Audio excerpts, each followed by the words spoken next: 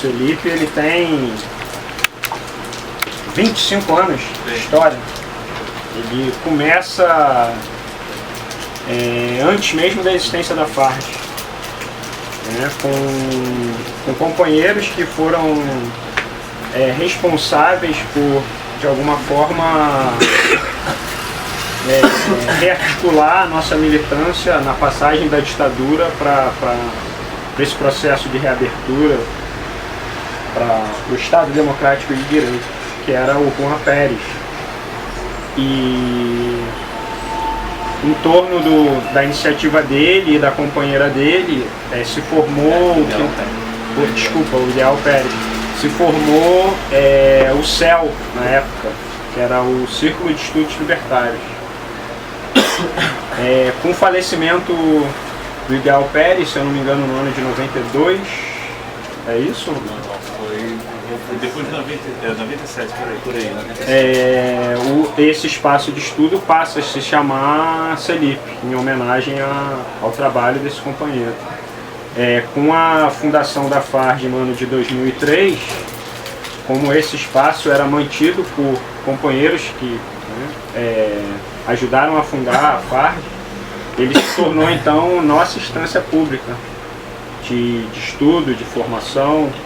Ele tem ele tem vários formatos. Ele pode ser a partir de um texto, de um assunto que nos interessa, de uma palestra, de um vídeo, enfim, algo que seja um ponto de partida para um debate nosso. Ele vem de uma demanda de se ter um espaço público para se debater o anarquismo e disposto a até as primeiras perguntas, né, sobre quem foi teórico e tal, o que foi esse episódio, né? Então, se agendado os temas, então esse é o espaço para quem tivesse a necessidade também de um espaço desse para poder conversar com o público. E durante esse tempo todo, muito das organizações e momentos do anarquismo, né, assim, frequentaram, né, o CELIP, e depois o CELIP não necessariamente tinha um papel organizativo, e sim para ter esse diálogo, né, assim, e já foi muito como um espaço de encontro também. As pessoas marcavam no CELIP, assistia a palestra, depois iam se articulando, então surgiu várias expressões, né, ao longo desse tempo todo. Então ele já funcionou em uma escola, já funcionou na Faculdade de Filosofia e Ciências Sociais, já funcionou no sindicato e já funcionou aqui no CCS, né, desse espaço.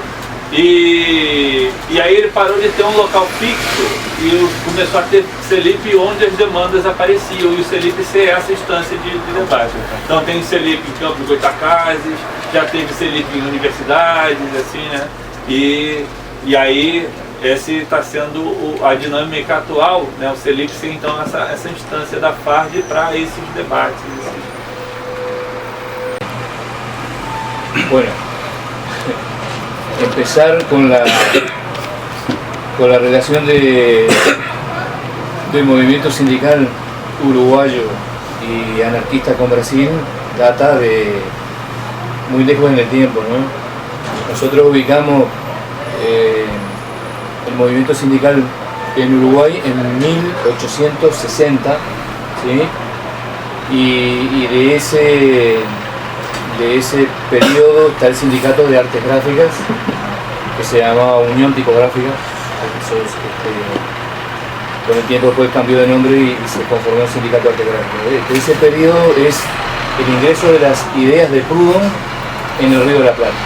O sea, empiezan a aparecer libros que vienen sobre todo de España, donde había varias editoriales que mandaban hacia el Río de la Plata, y ahí las ideas libertarias empiezan a hacer eco además trabajadores que venían huyendo de guerras y de hambrunas en Europa. Entonces ahí encontrás nombres de españoles e italianos, muchos nombres de españoles e italianos vinculados al movimiento obrero de ese momento. Y bueno, la creación de esos sindicatos le da como la paternidad al anarquismo en el Uruguay y haber sido la ideología que articula la defensa de los intereses de los trabajadores. Es un periodo muy convulsionado, donde hay huelgas importantes en el metal, en los tranvías, en el transporte, y Uruguay, en lo que es a diferencia de otros países de Latinoamérica, no hay un campesinado fuerte. Uruguay no tiene un movimiento como hay en Brasil, o como hay en Bolivia, o como hay en Paraguay. Es más parecido en ese sentido a lo que es Argentina. Grandes extensiones de tierra, latifundios, manejados por muy poca gente y sin demasiada conciencia política, ¿no? Siempre fue una problemática desde la ciudad al campo en la creación de lo que podrían ser sindicatos de clase. Igual los hay en algunos lugares que hay concentración de trabajadores, como las minas de oro de Puñapirú, que es frontera con Brasil, y algunos sindicatos históricos que son como el sindicato de la caña de azúcar, que de ahí después salen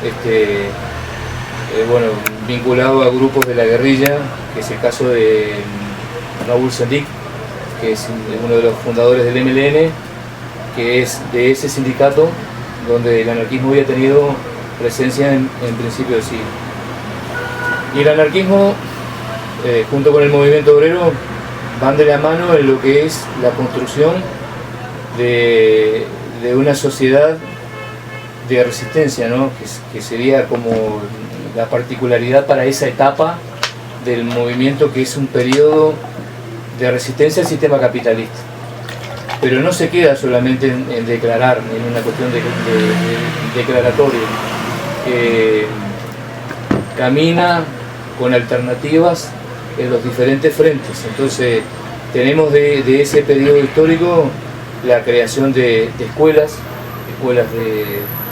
de libertarias que eran en general llevadas por aquellos trabajadores que sabían leer y escribir, y eso obliga al Estado a tener, que generar escuelas en otros lugares del país donde no había.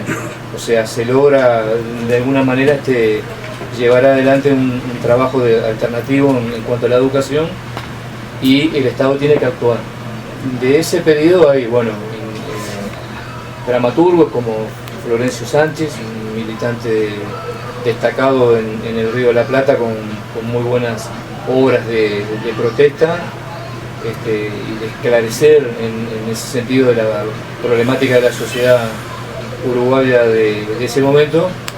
Y el movimiento anarquista hace una articulación a nivel del área, que es Federación Obrera Regional Uruguay, FORU, Federación Obrera Regional Argentina, FORA, la Federación Obrera Regional de Brasil, que también tiene un periodo de tiempo que yo no conozco demasiado, pero lo he leído, que sé que había una articulación, en Perú y en Bolivia.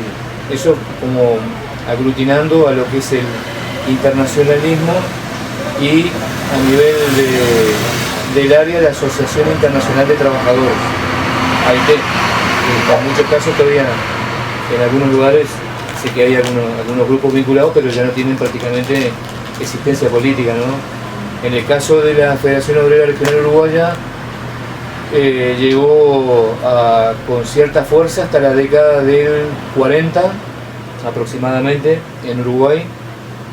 En Argentina el peronismo jugó un papel de desarticular al movimiento anarquista, y con huelgas muy grandes que hubieron, el anarquismo ahí no se logra desarrollar más allá de algunas cuestiones más políticas, como puede ser la Federación Anarcocomunista Argentina o la Federación Libertaria Argentina, pero ya no tiene la presencia fuerte que tenía en el movimiento obrero, por muchas razones. Algunas podemos explicitarlas y otras nos llevarían mucho tiempo, porque tendríamos que hacer un análisis de de la coyuntura de ese momento.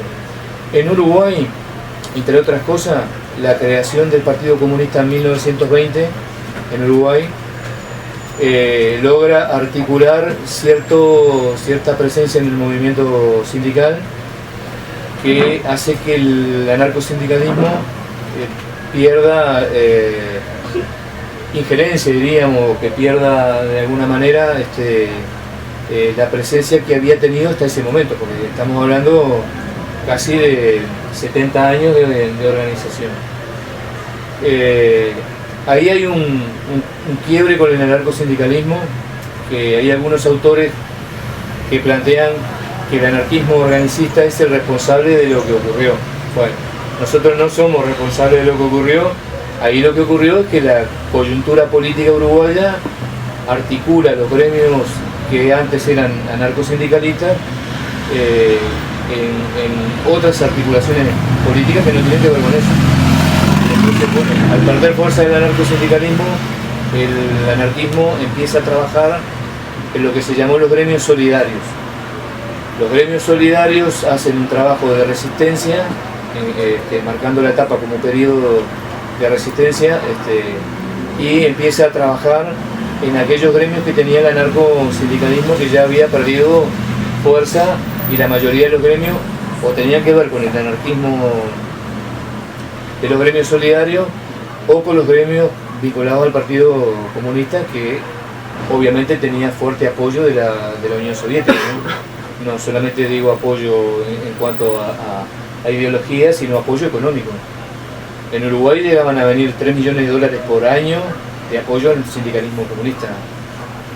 Entonces, bueno, obviamente que el anarquismo, salvo algún periodo que nos haya ido bien con alguna cosa que se haya hecho, normalmente las economías siempre se basan en función de lo que todos aportamos, ¿no?, como trabajadores a nuestra herramienta sindical. Cuando se forma la Federación Anarquista Uruguaya, en el año 56 aproximadamente, se forma a partir también de intentar articular a nivel social y sindical un nuevo sindicalismo que tiene muy poco que ver con el anarcosindicalismo, porque el anarcosindicalismo a grandes rasgos lo que plantea es el sindicalismo como un factor de cambio, y el especificismo plantea el anarquismo, la federación, como un factor de cambio político de la sociedad, y el sindicalismo como un frente de trabajo, pero no como el factor primordial de cambio, y sobre todo con la carta hacia la mesa, ¿no?, de lo que había ocurrido en la Revolución Española, donde nosotros teníamos en la organización que nacía militantes que habían participado en la Revolución Española y tenían experiencia. Inclusive hubo un grupo de españoles que formó un agrupamiento que se llamaba Iberia, que formaba parte de la FAU, que era uno de los grupos que conformaban la federación. Entonces nosotros empezamos a trabajar para la creación de lo que era la CNT, que lo que fue después la CNT, que es la Convención Nacional de Trabajadores, que hoy en día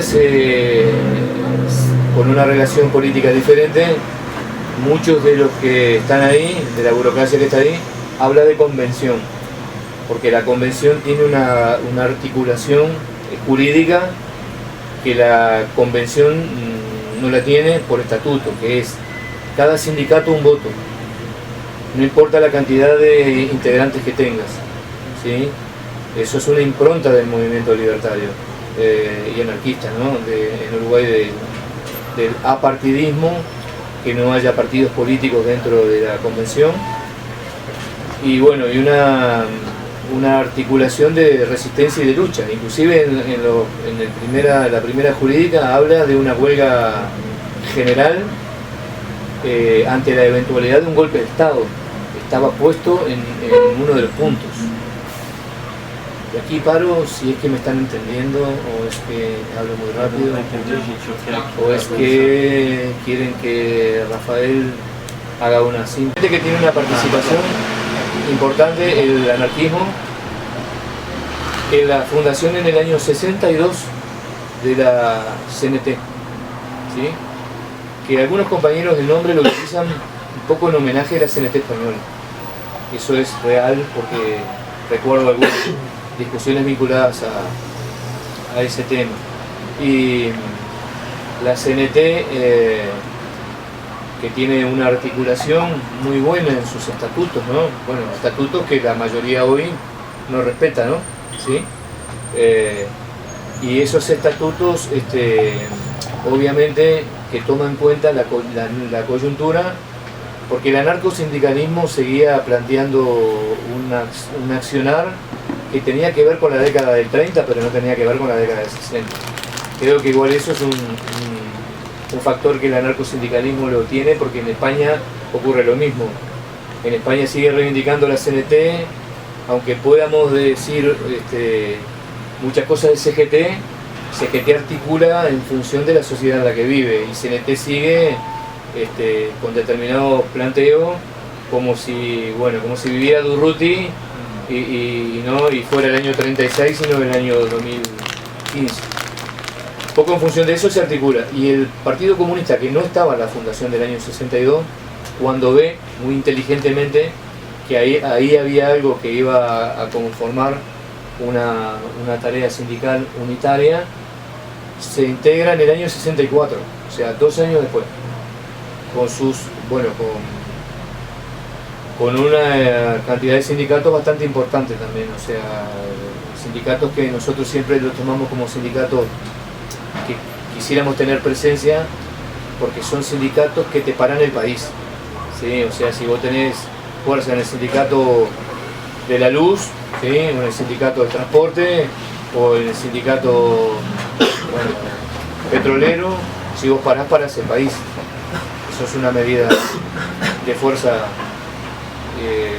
importante. Entonces se llega al año, estoy pasando algunos hechos, pero por ejemplo hay un Congreso del Pueblo que es importante porque se articula de alguna manera la resistencia, que después sería la resistencia importante que se tiene a la dictadura, donde hay organizaciones sociales y sindicales que hacen un programa de actuación social ante la eventualidad de un golpe de Estado. Ahí se articula un periódico que se llamó Época, donde el Partido Socialista, que hasta ahora se arrepiente de haber estado, ¿sí? Porque ahora es uno de los partidos tradicionales y reformistas del Uruguay, pero en ese momento tenía una posición más revolucionaria, diríamos, y Partido Socialista, la Federación Anarquista Uruguaya y Movimiento Revolucionario Oriental y el MLN conforman ese grupo que de alguna manera articula un análisis político de la eventualidad de un golpe de Estado que consideramos que estaba en preparación. Sobre todo porque el imperialismo, Estados Unidos a la cabeza de eso, ya estaba formando escuadrones de la muerte, ¿sí? Con algunos personajes a la cabeza como Dan Anthony Mitrione, que era de la CIA y fue el encargado en Uruguay de formar a los oficiales en la tortura, ¿sí? Y Díaz Gomide, que era un integrante de Tradición, Familia y Propiedad, que era brasilero, que tuvimos la suerte de tenerlo por allí, que después fue secuestrado. En el caso de Mitrione fue ajusticiado. Entonces la injerencia norteamericana y la creación de la Operación Cóndor, no sé si saben algo de eso, que era la vinculación norteamericana para eliminar a los militantes de izquierda en el área, ¿no? ¿Sí? Y bueno, esa articulación forma grupos que se llamaron Comando de Apoyo del Pueblo, que eran grupos que esa articulación, por ejemplo, expropiar, denme aquí en Brasil alguna empresa de alimentación grande, no sé, una empresa, expropiar camiones de esa empresa y repartirlo en la periferia, ¿sí? Como una forma de paliar la urgencia y la necesidad de la gente de una situación muy, muy difícil desde el punto de vista de la carestía, porque se habían congelado los precios y se habían congelado también los sueldos. Entonces, en ese plano, un presidente que se llamó Pacheco Areco, que por suerte murió, fue que hace una previa de golpe de Estado. Ese periodo se llama pachequismo, y ese periodo de tiempo lo que hace es articular una represión muy grande contra las organizaciones sociales y políticas. Entonces hay que pasar a la clandestinidad. Partido Socialista, Movimiento de Liberación Nacional, nosotros y algunos otros grupos, MRO, los maoístas, los trotskistas por suerte todavía no estaban,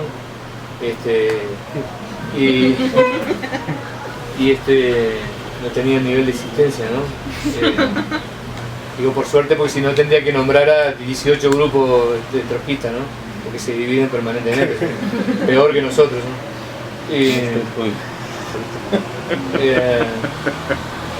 Entonces ahí se tiene que empezar a trabajar en la clandestinidad, y se llega a una resolución de la organización de tener dos patas, ¿sí?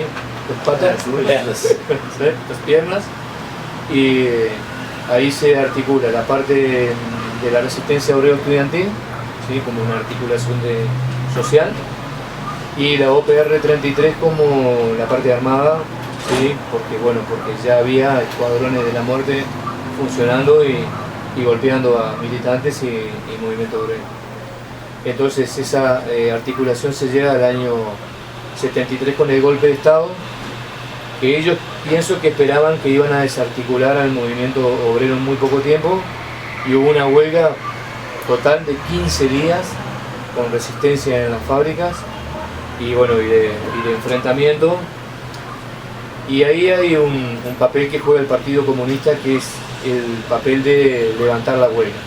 Hay unos comunicados del ejército que se llaman comunicados 4 y 7, que son comunicados algo así como diciendo, bueno, nosotros lo que queremos es terminar con la corrupción y terminar con determinada situación, con los políticos en general, pero que llamamos rápidamente a elecciones, ¿sí?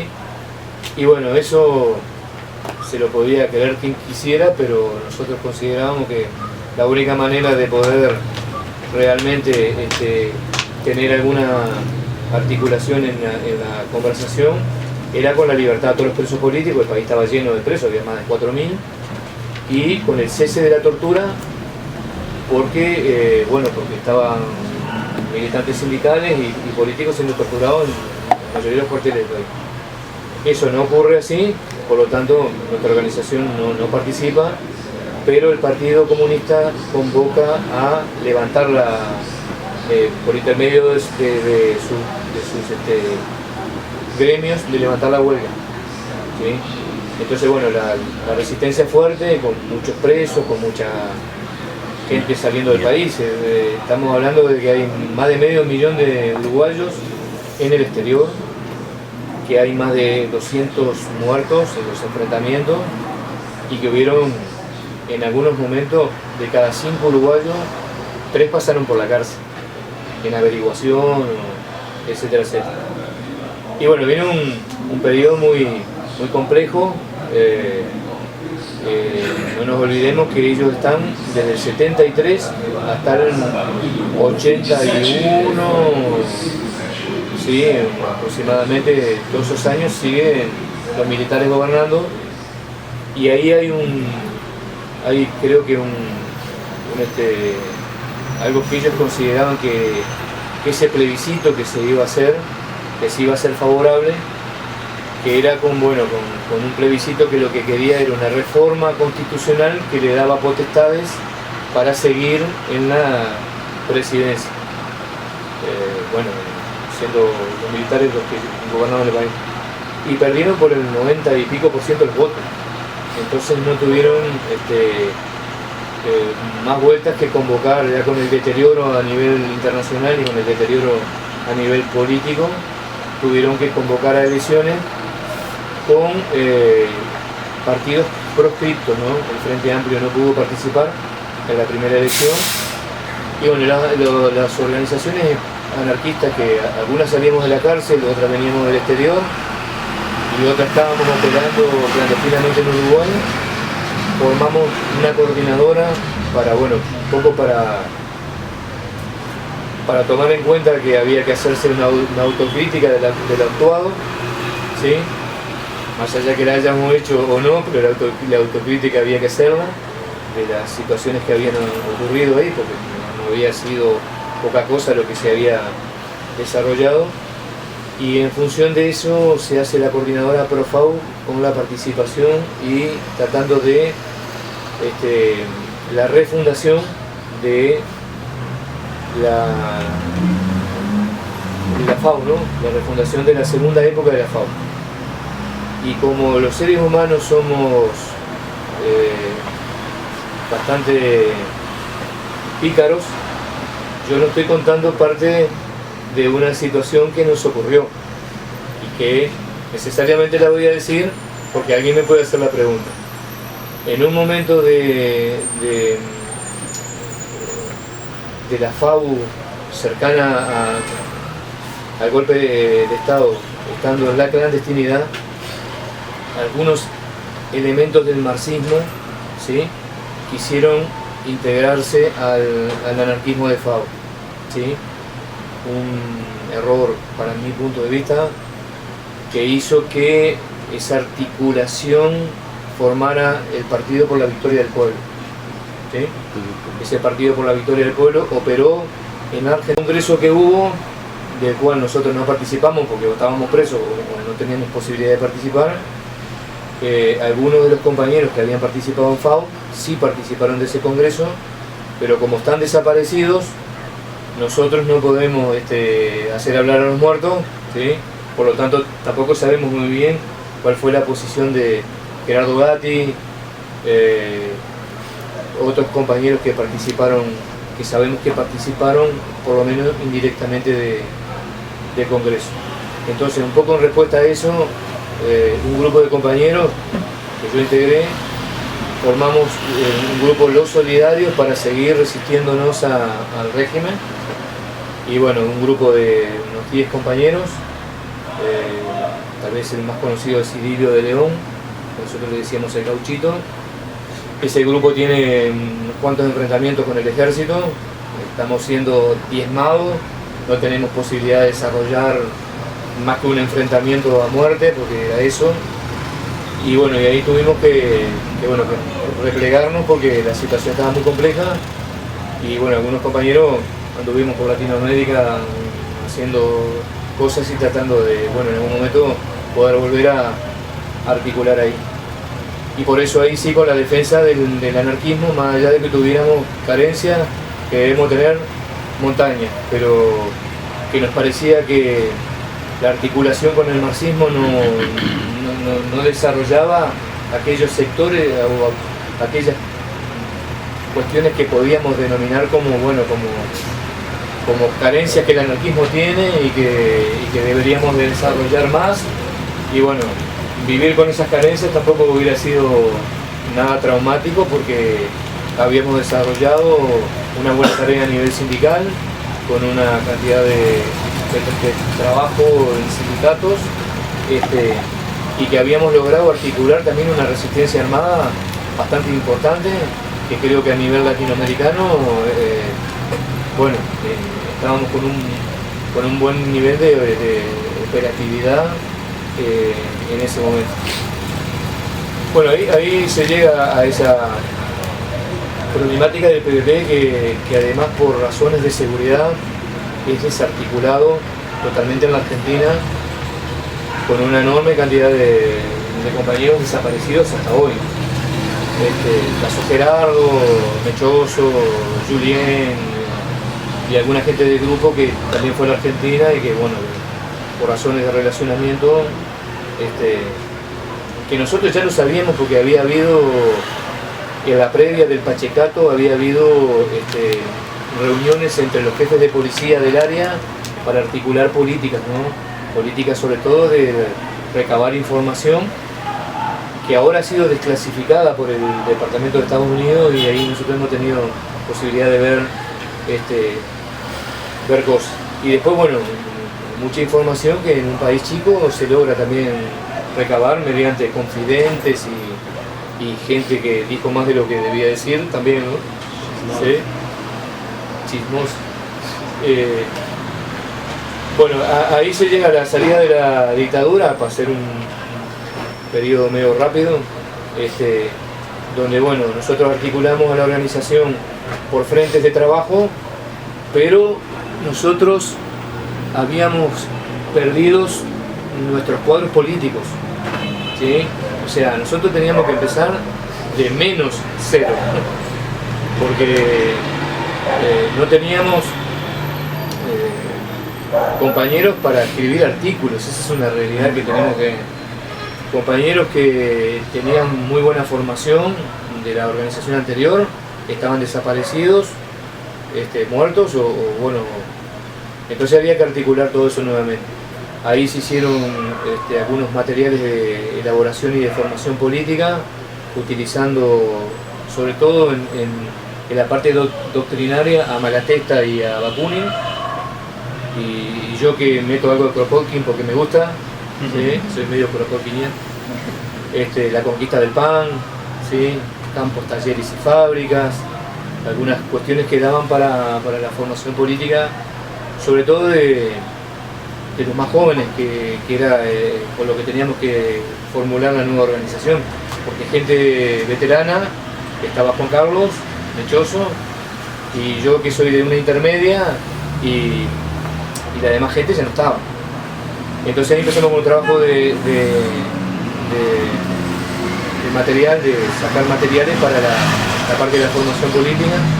Conformamos la FAU y empezamos a trabajar los frentes de inserción sindical, barrial, estudiantil.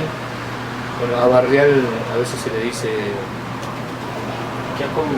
comunitario, sí.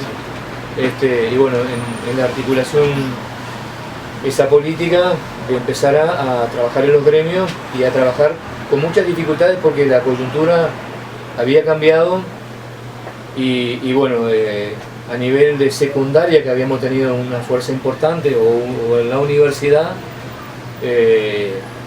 aquellos filtros que la dictadura puso para el ingreso de hijos de trabajadores hasta el día de hoy siguen funcionando, ¿no? Esos filtros que hacen que a la universidad llegue gente vinculada a la clase dominante y no gente vinculada al mundo de los trabajadores. Por ejemplo, mi hijo que está en la Facultad de Ingeniería, él debe tener 40 amigos y es el único que llegó. O sea, es extremadamente complejo porque tenés que trabajar y estudiar y ellos te ponen los horarios para que vos no vayas a la facultad. Entonces tenés que ir a trabajar porque tenés que vivir de algo. Y entonces ahora siempre ha habido una pelea importante y sobre todo algunas conquistas que se han logrado, como en el tema de los boletos, ¿no? O sea, eso ha llevado mucha lucha, que en las crianzas, que se habla en portugués, crianzas, ¿sí? No paguen boleto. Nivel secundaria no paguen boleto, y a nivel de la universidad lo que hemos logrado es que paguen la mitad del boleto. Pagas 12 pesos el boleto, no pagas 24.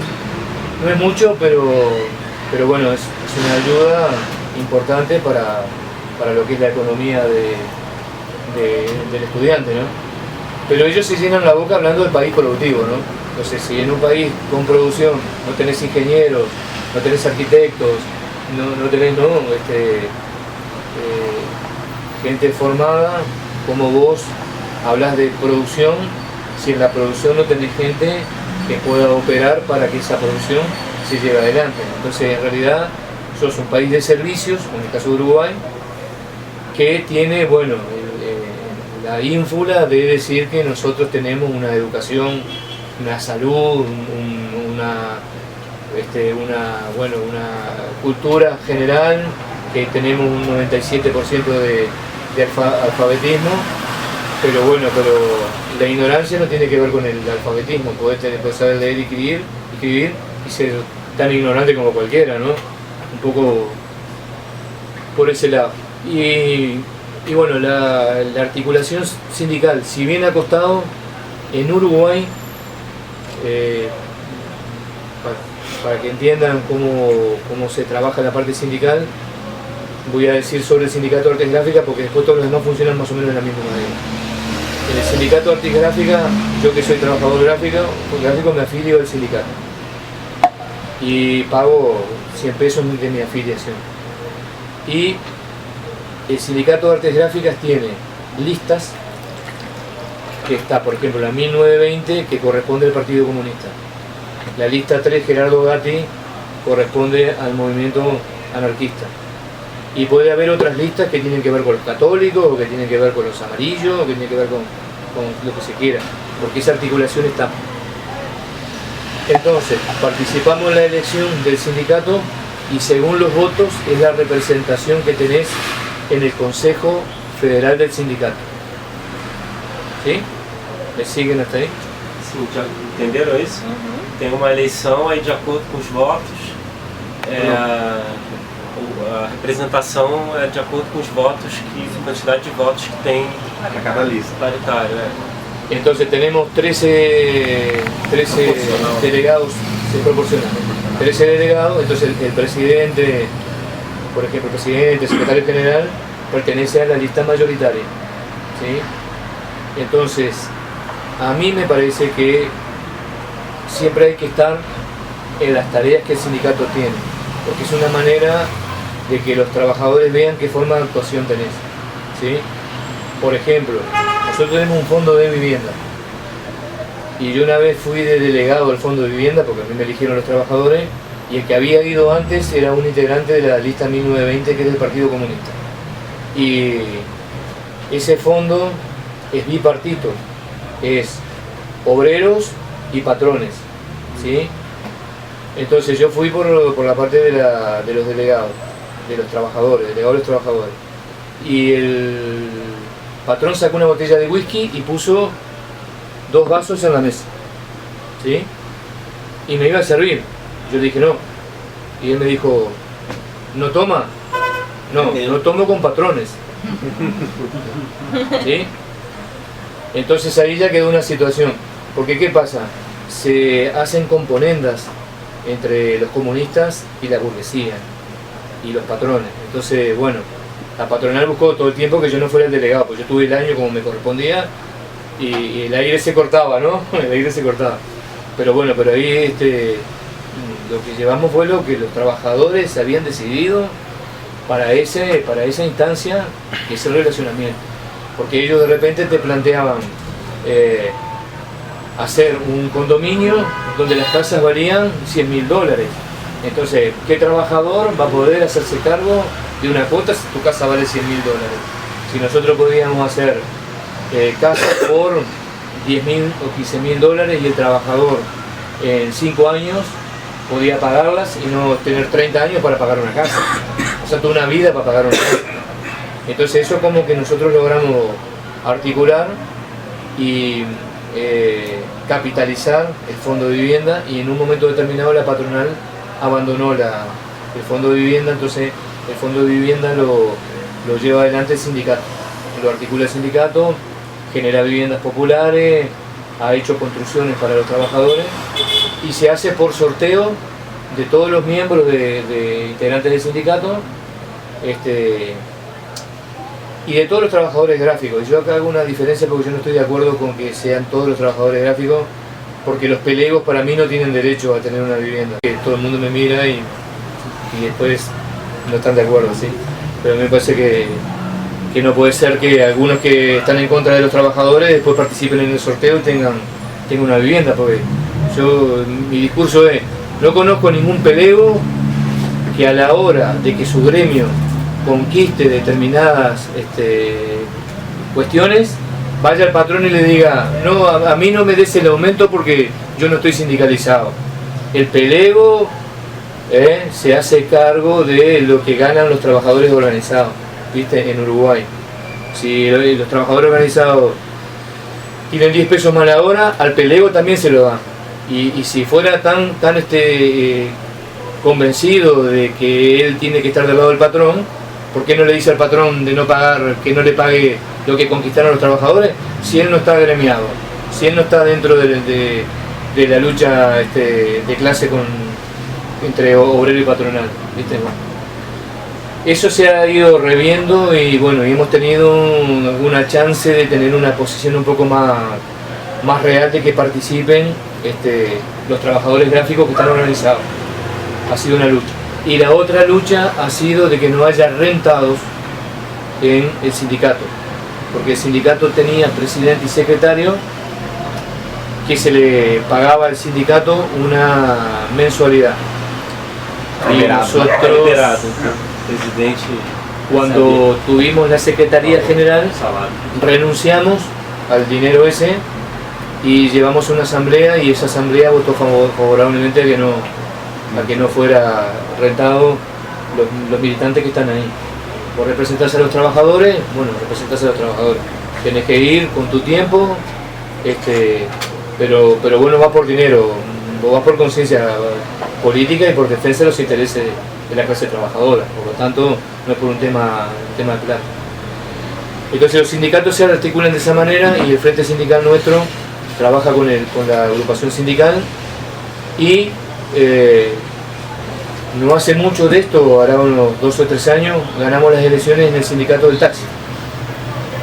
Entonces somos, de alguna manera, hablando pronto, claro y mal, el grano en el culo del movimiento sindical uruguayo. ¿Sí? Por eso dije que iba a hablar mal. Porque... Táxi é táxi mesmo. sindicato de táxi. Sim. Mas pula bunda, não o grão. Não, ele está falando do tamanho. No tiene esa articulación sindical de enfrentamiento con la patronal. Siempre negocia a espaldas de los trabajadores. El Estado.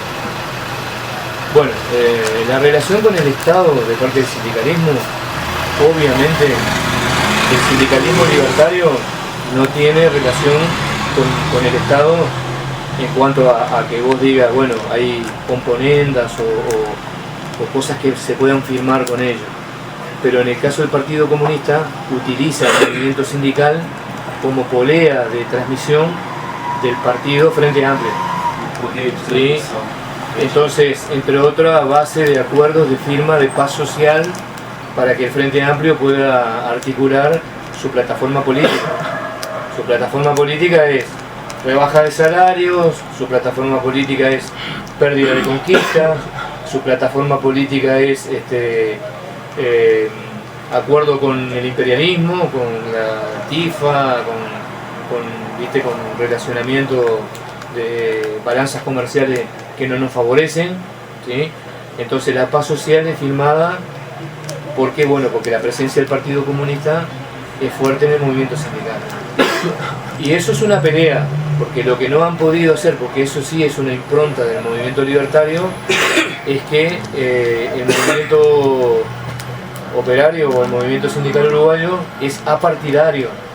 Entonces vos no podés hablar de partido político en el movimiento sindical porque no está bien, y la gente del movimiento obrero sabe que el partido político es una cosa y el sindicalismo tiene que ser otra. Que eso no quiere decir que el Partido Comunista no desarrolle una política muy paralela, ¿no? Es más, hay delegados del movimiento obrero que hoy en día son diputados o que están en el Ministerio de Trabajo como ministros, y ellos lo toman como una conquista de la clase trabajadora. En realidad es un retroceso de la clase trabajadora y no una conquista. Pero bueno, eso cuando podemos se lo hacemos ver. El sindicato del taxi tuvo una... Yo tenía un pendrive que te dije, ¿no? Que ahí estaba, que eso hubiera estado bueno proyectarlo, pero bueno, veremos igual, de alguna manera. Se los dejo para que lo tengan. 1 año y medio de enfrentamiento con la patronal del taxi, que se llama Oscar Dourado, de la patronal, que es un tipo que siempre fue de derecha, fascista, ¿sí? que tiene que ver con el golpe de Estado, que tiene que ver con la derecha más rancia, diríamos, más dura, y que hoy es del MPP y del Frente Amplio. ¿Sí?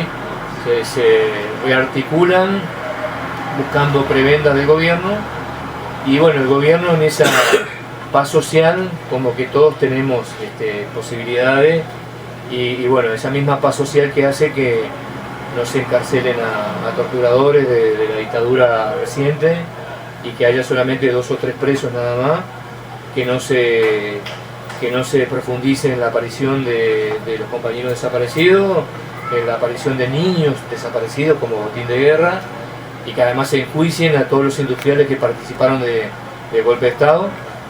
Y bueno, y ahí tenés la figura de Mujica, que todo el mundo, como tiene un perro que le falta una pata, bueno, yo también tengo una perra que le falta una pata y no por eso soy, ¿no? Y como ellos tienen ese populismo que hace pensar en el exterior que Mujica es un héroe, ¿sí? Y que es una persona, y bueno, ha hecho muchos acuerdos, y nosotros tenemos prácticamente ese campo libertario. En un momento teníamos presos, ¿sí? No de compañeros de FAU, pero sí de compañeros insurreccionalistas que habían hecho...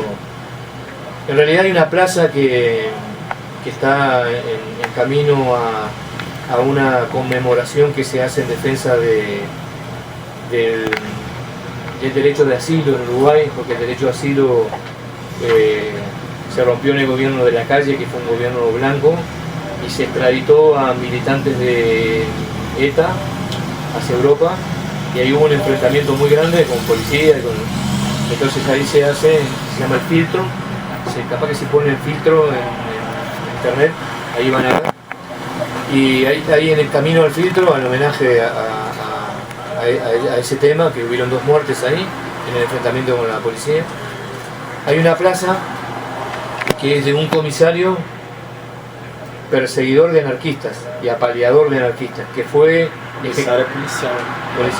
que fue ejecutado por los anarquistas, y ahí está la plaza que la ciudad de Montevideo conmemora a Pardeiro por por su actuación de torturar gente, le pondría yo, ¿no? De torturar gente, apalear obreros, ¿no? Entonces, en el camino ahí, esa plaza la destruimos todos los años, y todos los años la vuelven a poner de nuevo, con la placa y la plaza. Entonces, por eso fueron detenidos compañeros y fueron hostigados en jefatura de policía, y ahí está el gobierno de izquierda, ¿no? Está el gobierno de izquierda con ¿Hace cuánto tiempo? MLN, y eso pasó hace 1 año y medio. El primer gobierno de protesta de derechos humanos, protesta y los servicios de información y de inteligencia que siguen manteniendo, pesquisando como si la dictadura no se hubiera ido, ¿no? Entonces es como una canallada, ¿no? Es como un doble discurso de que toda esa gente que había participado en la guerrilla hoy está en puestos de gobierno, ¿sí? Y que está permanentemente haciendo acuerdos con la derecha y haciendo acuerdos con los sectores más represivos, y que hacia el exterior en realidad marcan un discurso diferente, o la gente lo ve como algo diferente, ¿no? Yo pienso que pasa un poco como lo que pasaba aquí en Brasil con Lula o con Dilma, ¿no? Un poco capaz que con esa articulación de que la gente cree que bueno, que como era operario metalúrgico, era muy buena persona y muy buen político, y que trata de terminar con la miseria en Brasil, y que quiere lo mejor para el pueblo brasileño, pero después hace acuerdo con políticas que no tienen que ver con eso que ellos hablan, ¿no? Porque hay una cosa que dice que del dicho al hecho hay mucho trecho. Dice, ¿no? Que vos podés pensar algo, pero después en los hechos haces lo contrario, ¿no? Y eso es lo que... Del dicho, de decirlo a hacerlo, hay un trecho muy largo. ¿sí? Los políticos, a uma distância. Dizer fazer é diferente. que los políticos en general mienten y dicen cosas que después no cumplen. Y bueno, y la gente va cada 5 años y sigue votando. En Uruguay tampoco nosotros podemos hacer una campaña en contra de Mujica porque la otra opción es la derecha. Como no Brasil. ¿Sí? A ver, ¿votás a Dilma o a quién votás? ¿Sí? Un poco por ese lado. Es paradójico, pero es tal cual. Entonces, un poco en función de eso, es que toda esta articulación social, y cuando podemos hablar, hablamos de revolución. Es como algo que parece que es un cuco, que no se debe decir, pero nosotros queremos una sociedad diferente. Y para una sociedad diferente hay que actuar diferentemente. Si no, no hay chance. Eso es como para utilizar a un militante marxista, ¿no? Que Che Guevara decía que vos para trasladarle a algo a los demás, primero tenés que tenerlo tú presente dentro de ti mismo, sino cómo le trasladás a alguien si vos no lo tenés, ¿no? dentro de vos como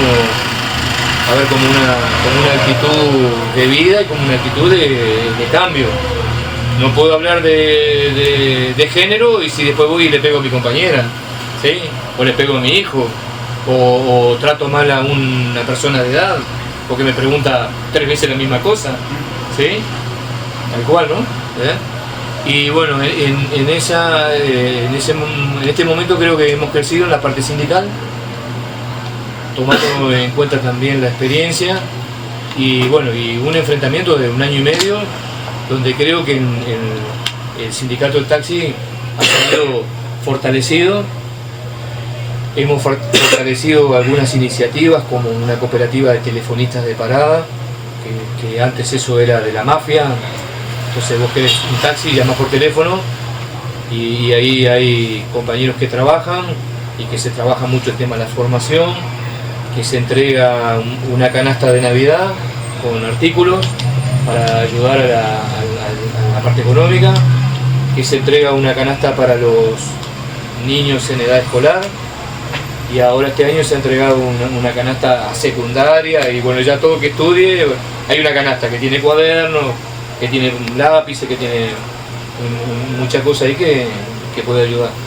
Y se está reformulando un poco la cooperativa, porque a veces entra gente que no tiene formación política, entonces tiene actitudes que no se corresponden con estar dentro de una cooperativa, con el compañerismo, la solidaridad, la autogestión. Entonces como que eso se trabaja también porque hay sectores muy de abajo que hay que trabajar en el tema social y el tema político, porque traen problemas de droga, porque hay todo un gran tema vinculado que aquí obviamente que debe estar como está en otros lugares, que es todo el tema del Paco, de la pasta base que ha generado una situación de convertir a la juventud como en zombies, ¿no? Es capaz que el término es muy fuerte, pero viviendo al lado de las objetas, comiendo de la basura y robándole a su familia todo lo que puede para poder comprar lo que necesita, porque es una droga muy adictiva. Y bueno, un poco todos esos frentes de trabajo apuntan a ese plano de la actuación política hoy en Uruguay. Y además también tenemos relación con aquellos compañeros que son anarquistas pero que no tienen que ver con el organicismo, porque eso también de alguna manera creo que es bastante histórico en la organización de tener relacionamiento y hacer algunas cosas en conjunto, como hemos hecho sobre la base de algunos acuerdos, ¿no? Porque obviamente que si trabajás sobre la base de los desacuerdos no vas a poder hacer nada. Entonces a veces con la guerra del Golfo hubo una tarea en conjunto.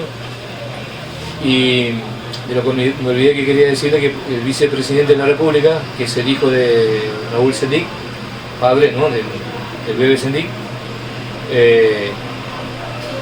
dijo hace poquitito que no le constaba que hubiera injerencia norteamericana en Venezuela. No le constaba que hubiera injerencia en el golpe que se intentó dar contra Chávez, y bueno, todo el mundo sabe que hubo injerencia, pero está en el cahuete, ¿sí? ¿Viste? Que es capaz de decir una cosa cuando vos podrías callarte la boca y no decir nada si no querés tener, pero todo es para esa política que se tiene con los norteamericanos, tratar de que no se molesten, entonces dar una posición así. Y bueno, en ese caso estuvo bien Maduro porque le dijo que era un traidor, un canalla, que era un cobarde además, porque no estaba diciendo lo que realmente ocurre en Venezuela, más allá del análisis que podamos hacer, de que obviamente ahí hay un Estado, que es el Estado venezolano, pero bueno, hay organizaciones sociales que también tratan de cambiar las cosas, y por lo tanto no podés estar planteando de que ahí no hay injerencia como ha habido en Latinoamérica del imperialismo, creando la base de Palmerola en Honduras, trasladando tropas y pertrechos hacia Nicaragua, agrediendo al pueblo de Nicaragua, agrediendo al pueblo de El Salvador y creando los escuadrones de la muerte prácticamente en toda Latinoamérica, y que esa ha sido la actuación que ha tenido los norteamericanos o malos americanos, ¿sí? Durante un periodo muy prolongado de tiempo. Por lo tanto, para que vean un poco la situación política que se vive ahí, y bueno, y aquellos que fueron guerrilleros y querían cambiar, hoy no quieren cambiar, reniegan de ese pasado, y articulan una política junto con los sectores empresariales y de la burguesía uruguaya.